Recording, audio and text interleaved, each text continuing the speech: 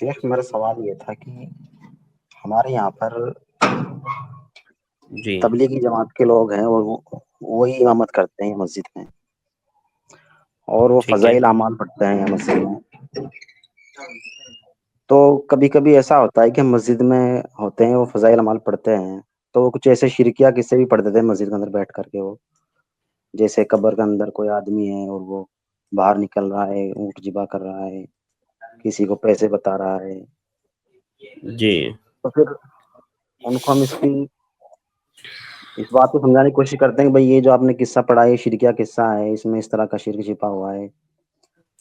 تو وہ اس طرح کی باتوں کو نہیں مانتے. نہیں، یہ تو خواب کا قصہ ہے، یہ شرک نہیں ہے. تو کیا اب ایسے اماموں کے پیچھے نماز پڑھنا کیسا رہے گا؟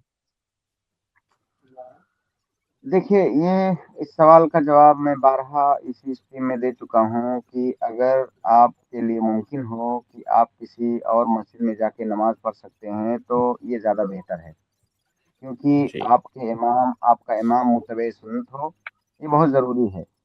لیکن اگر کوئی مسجد نہیں ہے آس پاس میں اور آپ اس کے پیچھے نماز پڑھ لیتے ہیں تو آپ کی نماز صحیح ہوگی، کیونکہ ہم اہل السنہ والجماع کا موقف یہ ہے کہ جب تک کسی انسان کے دائرے اسلام سے خارج ہونے کا فتویٰ نہیں دے دیا گیا ہے معتبر علماء کے ذریعہ، یا اس کی تکفیر نہیں کر دی گئی ہے، تب تک ہم اس کو جی مسلمان ہی سمجھیں گے.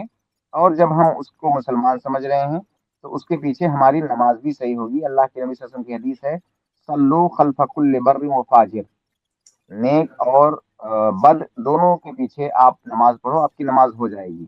یہ اور بات ہے کہ ہم ایسے امام کا انتخاب نہیں کریں گے، لیکن جو صورتحال آپ ذکر کر رہے ہیں آپ کے اختیار میں نہیں ہے اس امام کا انتخاب کرنا. ظاہر ہے آپ اس کو ہٹا نہیں سکتے، تو آپ اتنا ہی کر سکتے ہیں کہ کسی اور مسجد میں جا کے نماز پڑھ لیں اگر ممکن ہو تو.